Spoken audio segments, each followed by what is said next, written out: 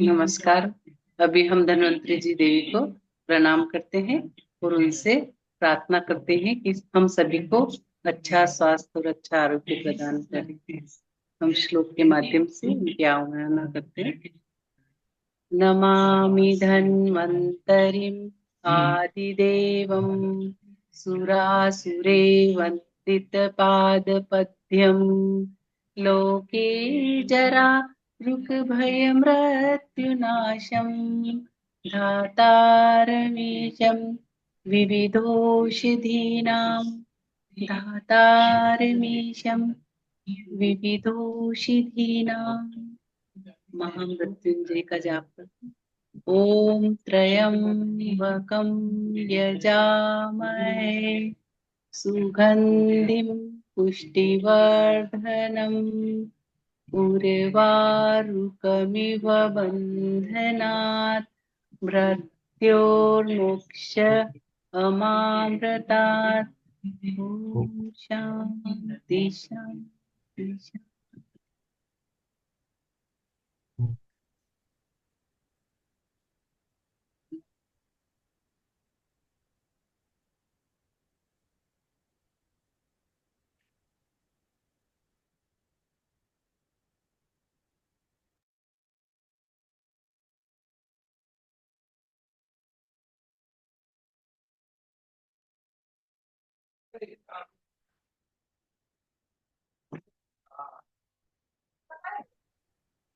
तो आज के सेशन में आप सबका स्वागत है। आज हम डायबिटीज के रिलेटेड हम वीकली सेशन करते हैं। तो इस सेशन में आज हम हमारे सक्सेना जी जो हमारे एक्सपर्ट हैं, जो कि आजकल एनडीटीबी में भी ये लोग इनको एनडीटीबी के पैनल में भी हैं और नेचुरोपैथी के हिसाब में और बहुत सारी चीज़ों में ये एज ए आते हैं। टीवी एनडीटीवी में आ चुके 3 बार इनका प्रोग्राम एयर हो चुका है। हमें बड़ी खुशी है कि सक्सेना जी हमारे साथ जुड़े हुए हैं और हमको डायबिटीज रिलेटेड बहुत सारी बातें बताते हैं और उनकी क्वेरीज भी हमको सॉल्व करते हैं। अभी हमको एक बहुत बड़ा क्वेरी हमको, जैसे डॉक्टरों ने कहते हैं कि हम, जैसे मैंने सुना लोग कहते हैं कि हमें खाना बहुत जरूरी है, हर 2 घंटे में हमें खाना चाहिए, हमारा शुगर लेवल बहुत डाउन हो जाएगा, नहीं तो हमें कुछ ना कुछ खाते रहना है। एक तरह से लोग बोलते हैं कि इंटरमिटेंट फास्टिंग करनी चाहिए, 10 घंटे 12 घंटे का गैप करना चाहिए, 12 से 14 घंटे का गैप। और कई लोग कहते हैं कि फास्टिंग भी, आपको उपवास भी रखना चाहिए। ये तो हमने भी सुना है कि उपवास हमें रखना बहुत जरूरी है। हमें हफ्ते में 2 बार अमावस्या और एकादशी आती है, तो हमें एकादशी का फास्ट करना चाहिए। और भी बहुत सारे हमारे पास सिस्टम है जिसमें हम फास्ट करते हैं। तो ऐसे केस में डायबिटीज वालों को क्या करना चाहिए, ये थोड़ा एक बहुत बड़ा एक इशू है, जिसको मैं सक्सेना जी से रिक्वेस्ट करूंगा कि इसके ऊपर थोड़ा सा अपना विचार इसके ऊपर दें और इसके बारे में हमको बताएं। मैं सक्सेना जी को इनवाइट करता हूँ आज के सेशन।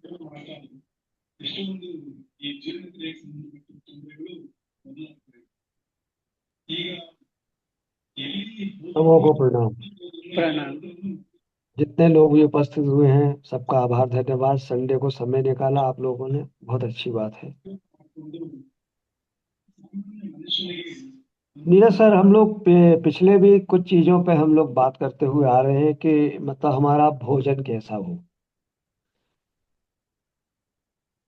क्योंकि आज की तारीख में अगर सही मायनों में देखा जाए तो भोजन ही हमारा ऐसा है जिसके कारण डायबिटीज, आर्थराइटिस, हाइपरटेंशन, पीसीओडी, जितनी भी बीमारियां आपको याद आती हैं उनके आप नाम लेते जाइए। उन सब बीमारियों में भोजन का बहुत बड़ा हाथ है। पिछले 2-3 सेशन से मैंने कोशिश की है कि जो हमारी नारी शक्ति यहाँ उपलब्ध होती है उनको हम इस बात को सिखाएं कि हम कैसे घर पे मालूम कर सकते हैं कि हमारे घर का कोई सदस्य बीमार होने की कगार पे पहुंच रहा है। लास्ट टाइम मैंने आप लोगों को बीएमआई निकालना बताया, वेट निकालना बताया, कैसे हम वेट कैलकुलेट करते हैं, नॉर्मल वेट क्या होता है, फीमेल का क्या होता है, मेल का क्या होता है। फिर कुछ खाना के बारे में बात किया कि किस में क्या क्या चीज़ें होती हैं, किस में क्या न्यूट्रिशन वैल्यू होती है।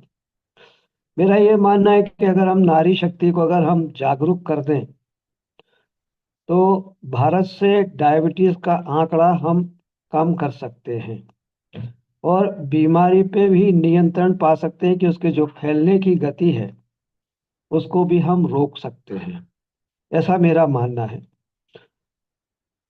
इसी तारतम्य में मेरी कोशिश रहती है कि जितनी भी अधिक से अधिक नारी शक्ति अगर यहाँ पे ज्वाइन करती हैं तो देश में एक परिवर्तन की लहर आ सकती है जो बीमारी से बचा जा सकता है। छोटे छोटे बच्चों को भी बहुत सारी समस्या हो रही है, हार्ट अटैक हो रहा है, डायबिटीज मिल रही है। आफ्टर द कोविड 19 जो लोग बचे हैं कोविड 19 के बाद भी उन लोगों को बाद में they are going to screening, तो डायबिटीज की जब स्क्रीनिंग करा रहे हैं तो उसमें उनको डायबिटीज मिल रही है। क्योंकि डायबिटीज हुई या कोविड हुआ तो ड्यू टू पुअर इम्यूनिटी थी, उसकी वजह से हुआ, या आप पहले से परसिस्ट किसी डिसीज से पीड़ित थे उससे आपको कोविड हुआ और आफ्टर दैट आपको डायबिटीज भी बाद में हुई। क्योंकि इसमें बहुत सारी आपकी जान बचाने के लिए जो हमें नहीं देना चाहिए थी वो दवाई भी हमने दी, जैसे प्रेडनिसोलोन दी हमने, रेमडेसिविर दिए हमने हमने बारफिन दिया, कई तरह की हमने ऐसी दवाइयाँ दी जिनसे हम जान बचा सके। क्योंकि हमारे लिए एक उद्देश्य था उस समय जान बचाना। हमने जान बचाई, उसके बाद में आपका फर्ज है कि आप हमसे हमारे फॉलोअप में रहें, हम लोग स्क्रीनिंग करें कि आपको डायबिटीज, इसके बाद डायबिटीज अगर आई है तो उसका हम आपको ट्रीटमेंट बताएं, उसके साथ में हम आपके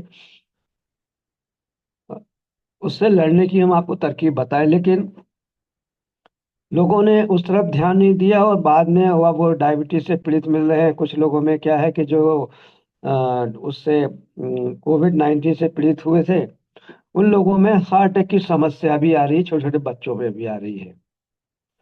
तो यहाँ पे मेरा ये कहना है कि हमारे घर में जो महिला शक्ति है, जो देवियां हैं, अगर वो थोड़ा सा अपने परिवार पे थोड़ा सा ध्यान और दे दें और अगर उनको ये सिखाया जाए तो निश्चित रूप से भारत से बीमारी का आंकड़ा हम कम कर सकते हैं और असमय मृत्यु को हम बचा सकते हैं। हालांकि वैज्ञानिकों ने जितने प्रयास किए, खोज की है, उससे हमारे यहाँ पे जो पहले डिलीवरी के टाइम पे महिलाओं की मृत्यु होती थी उसकी संख्या में कमी हुई है। प्री मैच्योर जो चाइल्ड डेथ होती थी उसमें भी बढ़ोतरी हुई है। हमारे यहाँ पे भारत में जो नॉर्मल स्पेन ऑफ लाइफ है वो भी पहले से बढ़ी है। प्रयास तो हर तरफ से किया जा रहा है, लेकिन थोड़ा सा अगर सपोर्ट और मिल जाए आ, महिलाओं की ओर से तो निश्चित रूप से मुझे लगता है कि भारत में हम लोग बीमारी के आंकड़े को हम बहुत कम कर सकते हैं। डायबिटीज आने का मुख्य कारण जो है हमारी लाइफ स्टाइल है, हमारे भोजन की व्यवस्थाएं हैं। हम जो भोजन करते हैं हमें नहीं मालूम कि हमारा भोजन हमारे लिए लाभप्रद है या नुकसानदायक है। क्योंकि पिछले 10,000 वर्षों से हम गेहूं का उपयोग कर रहे हैं। गेहूं हमारा स्टेपल फूड है। स्टेपल फूड बोलोगे तो प्रमुख प्रमुख भोजन है हमारा। कार्बोहाइड्रेट, गेहूं के अंदर कार्बोहाइड्रेट कार्बोहाइड्रेट सृष्टि में लगभग लगभग 99.9 चीजों में कार्बोहाइड्रेट की मात्रा थोड़ी बहुत कम ज्यादा हर चीज में पाई जाती है। कोई भी ऐसी खाद्य सामग्री नहीं है, कोई खाद्य पदार्थ नहीं है जिसके अंदर कार्बोहाइड्रेट का अंश ना हो। कार्बोहाइड्रेट की फिर क्लासिफिकेशन है और उसके भी अंदर में क्लासिफिकेशन है, जैसे जो उपज है उसके अंदर जैसे है। तो कुछ हमारे जो कार्बोहाइड्रेट हैं वो स- जो प्लांट हैं वो लोग अपने सरवाइव करने के लिए भोजन बनाते हैं। तो कुछ प्लांट जो है वो बनाते हैं, अमाइलोज बनाते हैं। कुछ प्लांट जो है वो अमाइलोपेक्टिन बनाते हैं। कुछ एक लीनियर चेन बनाते हैं कार्बोहाइड्रेट की, कुछ एक जो है वो मल्टी ब्रांच चेन बनाते हैं। तो हमारे भोजन में जो कार्बोहाइड्रेट का रोल है वो जीवन में बहुत बड़ा है। हमारी डाइट का लगभग 60 से 65% भाग कार्बोहाइड्रेट से आता है। तो सबसे अधिक हमारा जो भाग है डाइट में या भोजन में हमारे, वो कार्बोहाइड्रेट का है। एक्सेस कार्बोहाइड्रेट ही हमारे यहाँ बीमारी का कारण है, चाहे वो डायबिटीज हो, चाहे वो पीसीओडी हो। जिस बीमारी का भी आप नाम लेना चाहेंगे, उस बीमारी में कार्बोहाइड्रेट का 100% हाथ पाया जाएगा। ये अलग बात है कि अब कार्बोहाइड्रेट हमारे पास जो है उसके अंदर ग्लूटिन भी है, ग्लेडियन भी है, प्रोमोलेमिन भी है, कुछ हमारे इसमें जो है नॉन डिग्रेडेबल स्टार्च भी हैं जो बहुत सारे काम करते हैं, और जिनके कारण हमारे यहाँ इन्फ्लामेटरी रिस्पांस हमारी बॉडी में आता है, और हमारे जो बॉडी के अंदर के जो सेल्स हैं उनकी जो नॉर्मल काम करने की क्षमता या प्रक्रिया है वो भी प्रभावित होती है। हम लोग मतलब विशेष रूप से ध्यान देते नहीं है कि हमें अपने भोजन को कैसे रखना चाहिए। दूसरा क्या होता है, हम ये नहीं देख पाते कि हमारा बॉडी का जो वेट बढ़ रहा है वो हमारे नॉर्मल जो वेट होना चाहिए उससे हम कितना ऊपर गए। मोटा होना बुरी बात नहीं है, मोटा होना अच्छी बात है। मोटा होना आपका संपन्नता का प्रतीक है। मोटा होना आपके अच्छे स्वास्थ्य की निशानी है। परंतु उसके साथ में अगर आपका बेली फैट बढ़ रहा है, that is called the visceral fat. Visceral fat क्या होता है कि जो हम कार्बोहाइड्रेट यूज करते हैं, excess carbohydrate convert in the fatty acid. और फैटी एसिड जो है हमारे जो पेट है, पेट के पास हमारे जो कुछ एडिपोसाइट्स मतलब कनेक्टिव टिश्यूज हैं, जिनको मेडिकल टर्मिनोलॉजी में एडिपोसाइट्स बोलते हैं, उनके अंदर वो डिपॉजिट होते हैं। जो कार्बोहाइड्रेट जब फैटी एसिड में कन्वर्ट होता है, उसके ड्रॉपलेट्स जो हैं वो connective tissue that is called the adipocytes, adipocytes में जमा होते हैं, ताकि जब आप स्टार्वेशन मोड पे हो या आपको भोजन नहीं मिल रहा हो या कोई असमय ऐसी व्यवस्था आ जाए कि आपको भोजन समय पे नहीं मिल पा रहा है, तो वो फैटी एसिड जो है it will be convert in the ketones and वो आपकी बॉडी को एनर्जी देने के लिए तत्पर रहे। हालांकि ग्लूकागॉन रहता है हमारी बॉडी में, मसल्स में भी रहता है, हमारा प्रोटीन का कुछ हिस्सा भी हमारा रहता है। इस तरह से शरीर जो है अपने अंदर एक पूरा चक्र बना के रखता है कि आपको अगर भोजन समय पे ना मिले या कोई दिक्कत हो, तो या स्टार्वेशन मोड पे हो या आप लंबे समय उपवास कर रहे हो, तो आपकी बॉडी में शुगर का लेवल मेंटेन हो सके, आप एकदम से फ्लैट ना हो, आप कोमा में न जाएं, आप मृत्यु के आगोश में न जाएं। इन सबके लिए शरीर ने पहले से सारी व्यवस्था बना रखी है, और उसका एक नॉर्मल लिमिट है। 4 ग्राम शुगर आपकी बॉडी में 24 आवर्स मैनेज होती है। 24 आवर्स जो है आपका इंसुलिन उस शुगर लेवल को मेंटेन करने की पूरी कोशिश करता है। एक भ्रांति है कि अगर हम खाना नहीं खाएंगे तो इंसुलिन नहीं आएगा, ऐसा नहीं है। हमारी बॉडी की शुगर को मेंटेन करने के लिए ग्लूकागॉन प्लस आपका इंसुलिन और भी कई हार्मोन है जो काम करते हैं। एपिनॉर्पिन है, नॉर्पिन है आपका, ठीक है, सोमोस्टेटिन्स हैं, ये सब हमारे जो है ना बीटा सेल, इन सब से जो है सिक्रेशन निकलता है, और इन सब का एक उद्देश्य होता है शरीर के अंदर नॉर्मल 4 ग्राम ब्लड शुगर का लेवल मेंटेन करना। इसीलिए आपने देखा होगा कि जो WHO भी है या जिन लोगों ने भी मतलब इस पे है मेडिकली अगर देखा जाए तो एवरेज ब्लड शुगर जो निकाल के दी है कि खाना खाने के बाद 140 mg पर डेसीलीटर से ऊपर शुगर जो है वो खतरनाक स्थिति की ओर बढ़ रही होती है। तो यहाँ तक बात हुई नीरज जी के मतलब भोजन का क्या रोल है। कोलेस्ट्रॉल भी हमारा कार्बोहाइड्रेट से बनता है, ठीक है ना। तो कार्बोहाइड्रेट का चैप्टर अपन अगली बार लेंगे। आपका जो प्रश्न है कि डायबिटीज के लोगों को हर 2 घंटे में भोजन करने की या कुछ ना कुछ खाने की सलाह दी जाती है उनको, तो ऐसा क्यों? हमारे यहाँ पे जो एलोपैथी मेडिसिन हैं, हम लोगों को एक भय रहता है कि हमने दवाई दी तो आदमी को ऐसा ना हो कि उसको हाइपोग्लाइसीमिया हो जाए। हाइपोग्लाइसीमिया मतलब ब्लड शुगर का लेवल इतना नीचे गिर जाए कि आदमी कोमा में जा सके या फ्लैट हो जाए, गिर जाए, चक्कर आ जाए, ऐसी स्थिति में ना पहुंचे। इसलिए उसको बोलते हैं कि हर 2 घंटे में भाई थोड़ा थोड़ा खाते रहो। एक तो ये बात है।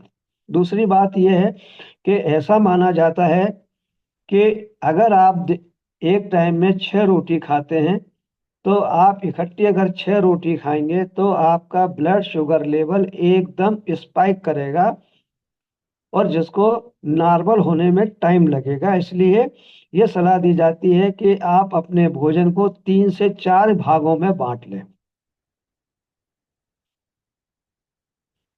जो आपका टोटल भोजन है, जो आपका टोटल इनटेक है, ये जो टोटल आपकी डाइट है, उसको 3 से 4 भागों में बांट लें और हर 2 घंटे 1 घंटे में आप खाते रहें, ताकि आपकी जो एनर्जी है, आपको जो कैलोरी चाहिए, 2200 से 2500 कैलोरी या 3000 तक कैलोरी के जो लोग होते हैं उनकी कैलोरी डिफिशियंसी भी ना हो और हाइपोग्लाइसीमिया भी ना हो। इस दृष्टिकोण से डॉक्टर लोग सलाह देते हैं। अब डॉक्टर ने एक बार समझा दिया, हिंदुस्तान का आदमी कितना फॉलो करेगा मालूम नहीं। तो उस भय से बचने के लिए डॉक्टर्स लोग ये सलाह देते हैं कि भैया आप कुछ ना कुछ खाते रहो। हालांकि खाने का नुकसान उनको भी पता है कि खाने का नुकसान क्या होगा, लेकिन बात वही है, हमें जान बचाना है। तो जान बचाने के भैया आप, हम तो आपके साथ हमेशा रहेंगे नहीं, तो हम आपको सजेस्ट कर देते हैं भैया कि आप खाते रहो ताकि आपको तकलीफ ना हो।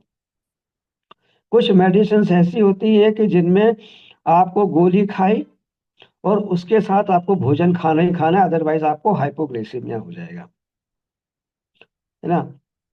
जैसे मैग्नेटाइड है आपकी, बहुत सारी दवाइयां हैं इस टाइप की जो जो बीटा सेल से या पेनक्रियास से जो इंसुलिन का सीक्रेशन निकलवाती हैं। ऐसी दवाइयों का जब भी हम उपयोग करते हैं, हमें पेशेंट को बोलना होता है कि आप हर 2 घंटे में कुछ ना कुछ खाते रहें ताकि आपको हाइपोग्लाइसीमिया ना हो। जो एक खतरा है वो खतरा आपको ना हो, क्योंकि यह माना जाता है मेडिकली भी कि हाइपर शुगर उतनी नुकसानदायक नहीं है जितनी हाइपो ब्लड ग्लूकोज नुकसानदायक है।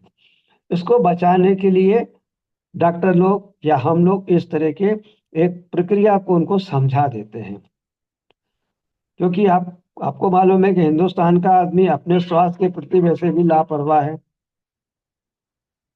ना।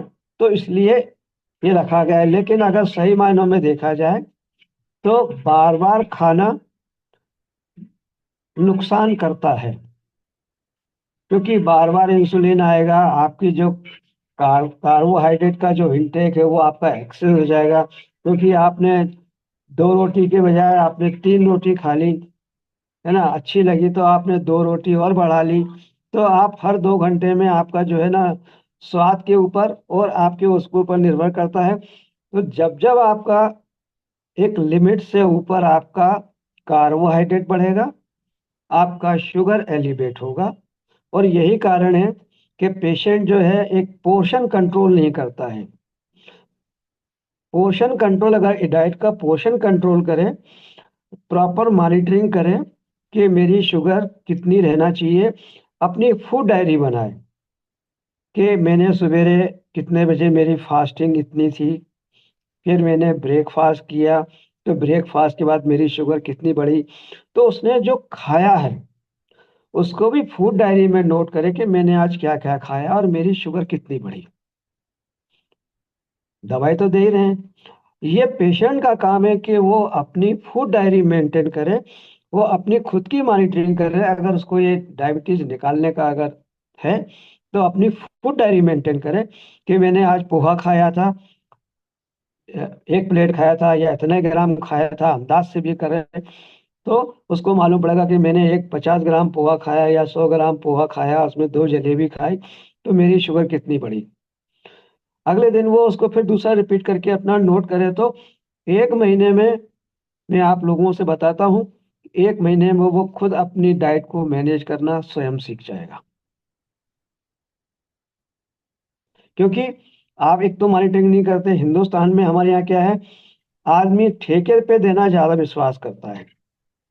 स्वयं काम करने के बनस्पत वो डॉक्टर को ठेका दे देगा, किसी और को ठेका दे देगा, और ये चाहेगा कि मुझे शॉर्ट फॉर्म में एक गोली खाने को मिल जाए, और अगर संभव हो तो वो भी कोई और खा ले।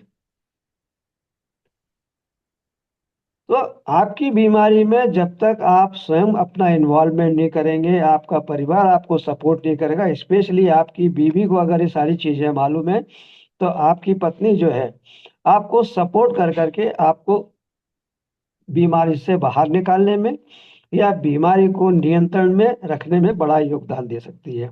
क्या कारण है हमारे यहाँ कि लोग बरसों से दवाइयां भी खा रहे हैं और शुगर भी कम नहीं हो रही, कॉम्प्लिकेशंस में भी गिर रहे हैं। आखिर क्यों? क्या हम केवल डॉक्टरों को दोष दें या मेडिसिन को दोष दें कि डॉक्टर का इलाज ठीक नहीं है या दवाइयाँ ठीक नहीं है? पहले आप ये भी देखिए कि जो काम आपका है, जो कर्तव्य आपका है, क्या आपने उसको पूर्ण किया? क्या आप अपने स्वास्थ्य के प्रति आप जागरूक हैं? डॉक्टर आपको सपोर्ट करता है, मेडिसिन सपोर्ट करती है, आपको आपको गाइड कर सकता है, करना तो आप ही को है।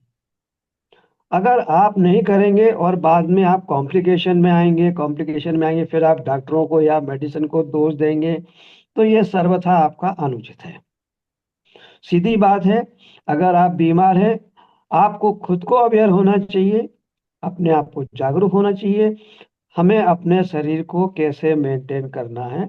ईश्वर ने शरीर आपको इसलिए दिया है कि आप इसका लालन पालन पोषण आप स्वयं करें, और अपनी जो मैंने आपको नॉर्मल स्पेन ऑफ लाइफ दी है, मैंने जितना आपको जीवन दिया है, आप हंसी खुशी उस जीवन को अपना पूरा करें। हालांकि ईश्वर ने भी बहुत सारी चीजें आपको प्रदान की हैं जिनके बारे में आप जानना ही नहीं चाहते, प्रयास ही नहीं करते। आप सीधा डॉक्टर के पास जाना प्रयास करते हैं, अपने साथ अपने ऊपर कोई काम करना नहीं चाहते आप। जब आप नहीं चाहते तो पीड़ित भी आप ही होते हैं। डॉक्टरों को दोष देने के बजाय आप अपने आप को देखें, हम क्या कर रहे हैं। हमारी बीमारी अगर नियंत्रित नहीं हो रही तो हमारी गलती कहाँ है, हम कहाँ कमजोर पड़ रहे हैं, है ना। हम ये बोलते हैं कोई ठीक नहीं होता डायबिटीज से, अरे एलोपैथी मेडिसिन से भी आप रिवर्स कर सकते हैं, बाशर्त आप उतनी लगन से अपने प्रति अवेयर हो जाएं, समझदार हो जाएं। आप अपने आप को उससे भी रिवर्स करते हैं। रिवर्स करना बहुत इजी है, बशर्ते आप स्वयं तैयार हो। खाली गोली नहीं काम करेगी ना, गोली आपको सपोर्ट करेगी, है ना। आप काम करिए। बहुत सारी दवाइयां हैं जिनको बाद में अगर आप खुद अगर करना चाहते हैं, कोई भी डॉक्टर आपको सपोर्ट करने को ना नहीं करेगा। जो फीस ले रहा है वो बराबर आपको कोऑपरेट करेगा। आप रिकॉर्ड बना के ले जाइए, आप फूड डायरी बना के ले जाइए, आप रेगुलर मॉनिटरिंग करके ले जाइए अपने डॉक्टर साहब के पास में कि आपने इतनी मेहनत की है। कोई भी डॉक्टर ऐसा नहीं है जो आपको रिवर्सल में मदद ना करे। हर डॉक्टर चाहता है मेरा पेशेंट जल्दी अच्छा हो। हम काम करते नहीं है, दोष डॉक्टर को देते हैं, सारी पैथियों को दोष देते हैं हम कि एलोपैथी में कुछ नहीं होता, नेचुरोपैथी में कुछ नहीं होता, आयुर्वेद में कुछ नहीं होता। अरे दूसरों को देखने बजाय अपने आप को देखो ना भाई, अपने आप को देखो, अपने आप को आप मेहनत तो करो। आप डायबिटीज को रिवर्स कर सकते हैं आसानी से, आराम से। ऐसा रोग नहीं है जिसको ठीक नहीं किया जा सकता। आवश्यकता है तो आपके संकल्प की, आपकी दृढ़ता की आप करें। अच्छा, ठीक है सर, मैं समझ। मैं एक चीज आपसे और पूछना चाहता था। जैसे गोली देते हैं, खाना खाने से पहले गोली खाना है, खाना खाने के बाद गोली खाना है। कहते हैं खाना खाने से पहले, नाश्ते से पहले आप गोली खाओ, फिर नाश्ते के बाद गोली खाओ, ऐसे खाने से पहले गोली खाओ, खाने के बाद गोली खाओ। तो इन दो गोली इसमें, और कई बार क्या होता है, लोग भूल जाते हैं गोली खाने के लिए, फिर बोलते हैं चलो गोली मिस हो गई कोई बात नहीं, या फिर कहते हैं हम ज्यादा खा लेंगे, हम दूसरा गोली खा लेंगे तो हमारा शुगर कंट्रोल में आ जाएगा। मतलब लोगों ने इस तरह से अपना मन में ये बना रखा है कि इस पे आपका क्या ओपिनियन देखिए, एक सिंपल दवाई है आपकी जो एलोपैथी में first Madhu. Line of treatment है, मधु। है? हाँ जी। वो है मेटफॉर्मिन। आप जब आप मेटफॉर्मिन से ही अगर आप अपने आप को कंट्रोल कर लें और रिवर्स ले लें तो डॉक्टर साहब को दूसरी गोलियां लिखने की आवश्यकता ना पड़े। ये गोलियों की संख्या क्यों बढ़ती है? क्योंकि आपकी लापरवाही उन्हें मजबूर करती है दवाई बढ़ाने के लिए, क्योंकि उनको तो आपको ठीक करना है ना। जब उनको ठीक करना है तो उनकी मजबूरी है कि आपको दवाई और दें, कि भाई खाने के पहले गोली खाओ, खाने के बाद गोली खाओ, सोने के पहले इंसुलिन लगाओ। क्यों? कोई भी डॉक्टर नहीं चाहता कि आपकी मेडिसिन बढ़े। आप मजबूर करते हैं डॉक्टर को, क्योंकि आप लापरवाह हैं अपने प्रति। अगर आप, जैसे मैंने आपको बोला, फूड डायरी मेंटेन करें, आप अपना मॉनिटरिंग करें, दिन में 3 बार शुगर का मॉनिटरिंग करें, आप लिख के ले जाएं, आप निश्चित मानो डॉक्टर साहब आपको कोऑपरेट करेंगे, आपको हेल्प करेंगे, और आपकी दवाई भी कम होगी और आपकी बीमारी भी नियंत्रण में आएगी।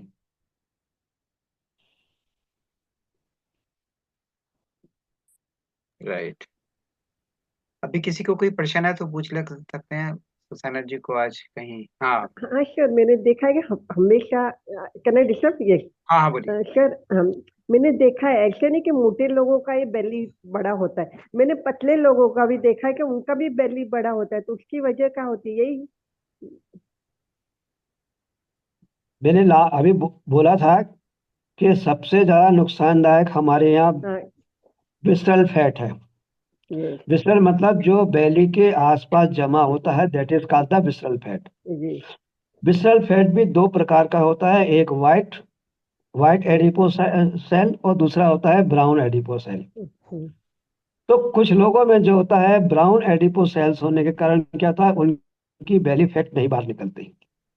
जिनके अंदर व्हाइट होती है उनकी बेली बाहर दिखती है, और वो भी एक्सेस कार्बोहाइड्रेट, दुबला पतला नहीं। बात यहाँ पे ये है कि आपका जो भोजन है, आपका भोजन किस तरीके से कर रहे हो। मैं हर बार बोलता हूँ अपने इसके अंदर कि खाना पचाना, है ना, ये दो काम तो करने ही है आपको। तीसरा काम आपको दिया कौन सा है? भाई आप खाओ तो पचाओ। अब आप पचाना चाहते नहीं हो, फिर खाना चाहते हो, तो फिर बीमारियां आती हैं। तो फिर आप, मैं बोला ना, मेडिकल का धंधा आपकी लापरवाही पर निर्भर है। हम लोग आपके लापरवाही का ही पैसा खाते हैं। अगर आप लापरवाही नहीं करें तो हमको कोई फीस नहीं देगी, तो कोई बीमारी नहीं होगा। जब कोई बीमार नहीं होगा तो कोई हमारे पास नहीं आएगा।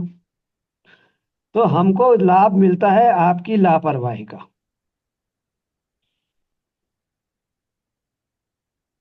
ठीक है। और एक बात है, अभी 3-4 बार नहीं, हम तो क्या करते हैं, 2 टाइम खाना खाते हैं मगर भर पेट करते हैं। गेट गुड और के तोड़ तोड़ के खाना चाहिए। एज फैक्टर के हिसाब से खाना जितना कम हो उतना अच्छा। जी। खाना मीन्स क्या? दाल चावल रोटी बस, सब्जी। खाना मीन्स कार्बोहाइड्रेट का इंटेक घटाना चाहिए हमको। हमको एज के साथ में कैलोरी बेस से हमको न्यूट्रिशन बेस पे शिफ्ट हो जाना चाहिए, है ना। भगवान ने बहुत सारा कुछ दिया है खाने को, जरूरी नहीं है कि आप 70% कार्बोहाइड्रेट से ही डाइट पे जाएं। कार्बोहाइड्रेट को आप 30 ग्राम कर ले, 50 ग्राम कर लें, ठीक है। क्योंकि अगर हम 60-70% पे जाते हैं तो लगभग 250 ग्राम कार्बोहाइड्रेट 24 आवर्स में लगता है एक आदमी को। 150 से 250 ग्राम करीब होता है, ठीक है ना, ओवरऑल। तो अगर हम कार्बोहाइड्रेट की मात्रा को घटा दें हम्म, और न्यूट्रिशन बेस पे जाएं तो हमको बहुत सारी बीमारियों से हम बच सकते हैं, ठीक। मैं समझता हूँ सबके प्रश्नों के उत्तर मिल गए। एक- हाँ जी, हाँ जी। मगर क्या है, सर अभी पता नहीं इतने हेरिडेटरी वाइज है, पूरी थाली में दाल चावल रोटी सब्जी ना हो तब तक तो रोटी ज्यादा खाई, सब्जी खाते हैं मगर उतनी अकेली तो नहीं खाई जाती है। पेट तभी भरता है जब रोटी और चावल दोनों हो, यानी हो तभी है। तो अभी अग, उसको कैसे चेंज अगले करें सर? अगले सेशन में आपको बताएंगे कि हाउ यू कैन शिफ्ट ये on your nutritional based diet, ये ये है ना। That is more important. ये क्योंकि ये मतलब टाइम कंज्यूमिंग वाला चैप्टर है, जी जी और अगर आप लोग फॉलो करें तो जी। आप धीरे धीरे देखेंगे कि आपकी जो क्रेविंग है या कार्बोहाइड्रेट के प्रति आपका जो है वो आपका कैसे धीरे धीरे अपने आप खत्म होता है। जी और इवन तो मैं बोलता हूँ अगर कोई सही मायने में अगर ईमानदारी से करे तो उसकी कार्बोहाइड्रेट का इंटेक अंदर से ही कम हो जाता है, उसकी इच्छा खुद कम हो जाती है। ये हमारे यहाँ जो आग्रह करने का नियम है ना, एक बहुत बड़ा नियम है आग्रह करने का। अरे एक और खा लो, एक लड्डू और ले लो, क्या हो जाएगा, अरे डायबिटिक है, अरे क्या होगा एक में, एक गोली और खा लेना। तो भाई ऐसे काम नहीं चलता जब तक पोर्शन कंट्रोल नहीं हो, अपने आप पे वो नहीं करें हमें क्या खाना है, कब खाना है, कैसे खाना है, कितना खाना है। ये बहुत सारी चीजें हमारी एज फैक्टर के साथ हमें परिवर्तित करना चाहिए, लेकिन हम तो वही करते हैं। बचपन में हम खेलते कूदते हजम करते थे, अब हम बैठे बैठे भी उतने खाना चाहते जितना बचपन में खाते थे, ठीक। ये चलिए आज सक्सेना का जी, हाँ, सेशन, आज हम यहीं पे क्लोज करते हैं ना, जी फिर हम अगली आइए बार में, हाँ, अगली बार आप क्वेश्चन रखिएगा, है ना। जी अगली बार अपन पिछले रिवाइव कर, नीरज सर अगली बार आप रिवाइज करिएगा इन लोगों ने क्या क्या सीखा है ठीक है, और उसका इन्होंने क्या बेनिफिट लिया, राइट, कुछ सर परिवार एक को इंसिडेंट बेनिफिट। बता दो। अभी मैं आपने जो बोला ना, हमारे यहाँ अभी बहुत बिल्डिंग में एक बहुत खराब कांड हो गया। एक गए ने लास्ट शुक्रवार को, यानी नेक्स्ट फ्राइडे नहीं, लास्ट फ्राइडे को उसकी शादी हुई, और ये फ्राइडे को हार्डली 25 से 1 साल का है, हार्ट फेल से गुजर गया सर। अभी वो क्या कारण हो सकता है? उसका कारण भी अगली बार बताएंगे कि जी हमें पत्रिका मिलाना चाहिए या मेडिकल पत्रिका मिलाना चाहिए, हाँ। और है उसके ना। फादर है ना, ये कोविड में उसके फादर गुजर गए थे। हाँ, हाँ तो देखिए मैंने आपको बोला ना हमारा धंधा आप लोगों की लापरवाही पर है। जी नहीं आप लोग लापरवाह हैं अपने स्वास्थ्य के प्रति, आप लोग नहीं जागरूक होना नहीं नहीं चाहते, नहीं, आप लोग मतलब जागरूक हो जाए। 23-25 के आसपास का। तो चलिए अभी ठीक है देखो, ना। तो अभी चलिए उसको तो अपन जी जी सर। अपन अगली बार बात करते हैं, ये है ना। सर, ये टाइम हो गया है पूरा, 1 घंटा हो ये गया है पूरा, 1 घंटे से ज्यादा ऊपर मैं जाना चाहता नहीं हूँ, है ना, ताकि नहीं, आप लोगों बहुत का अच्छा समय भी लगता है, बहुत आपसे जानने को मिलता है सर। और now we have to be very cautious about food. Yes, ये खाली एक आप ये लोग कार्बोहाइड्रेट के न्यूट्रिशियस फूड की ओर जाना, ये जरा स्लोली, ये अगली वी बार वांट टू बताएंगे, गो। हाँ, सक्सेना जी ने यस बोला वी अगली बार वांट टू गो, समझाएंगे, that is very important. Yes sir. Right, देखिए आप लोगों को जितना सिखाया है मुझे अगले वीक में बताइए आप लोगों ने उससे क्या लाभ उठाया, ताकि जी मुझे जी ये लगे कि मैं जो अपना समय दे रहा हूँ वो जी सार्थक है या मेरा जी व्यर्थ जी जी करेक्ट करेक्ट। है ना। मैं समय को सार्थक करना चाहता हूँ, जी जी जी व्यर्थ करना नहीं चाहता। तो मुझे आप लोग जी बताइए कि जितना आप लोगों ने सीखा है क्या आपको याद है, उसमें से कितना आप लोगों ने फॉलो अप में लिया, कितना उसका बेनिफिट आपको हुआ, मुझे वो चाहिए, जी जी जी सर। है ना। नहीं तो तो यूट्यूब पे बहुत सारी जानकारियां हैं, आप उससे काम चला लीजिए, मेरे को मेरी जरूरत थोड़ी है फिर आप। नहीं, वो डायरेक्ट सर कांटेक्ट होता है ना, वो ज्यादा उसमें कोई सुनता ही नहीं है। नहीं नहीं, डायरेक्ट कांटेक्ट नहीं तो आप उसको फॉलो करिए, ये फॉलो हाँ करिए, हाँ। राइट, मेरे ज्ञान का उपयोग भी करिए और सम्मान भी करिए, ये सर, है ना। ये सर। ऐसा नहीं कि मेरा ज्ञान हवा में है तो मतलब मैं ऐसे ही बांटता फिरूं मैं, है ना, सही है। मेरे ज्ञान का सदुपयोग करिए, आप उससे सीखिए। कहीं समस्या आती तो मुझसे पूछिए, मुझे जी अच्छा लगेगा बताने में। अब ऐसा जी नहीं कि आपने यहाँ से सुना, जी। नहीं, खैर अमल कर रहे हैं ना, कर रहे हैं। है ना, तो वो ऐसा करने से क्या है, मेरा समय व्यर्थ है। यही, ऐसा करके, अगर ऐसे करके कुछ ऐसे कर रहे हैं तो समय सार्थक है मेरा, यही कर रहे हैं, कर। है ना। जी जी। चलिए, चलिए सबको ठीक प्रणाम। है, ओके जी, सबको आभार जिन लोगों ने ज्वाइन किया। नमस्कार। सना जी, आपका भी बहुत बहुत धन्यवाद। धन्यवाद।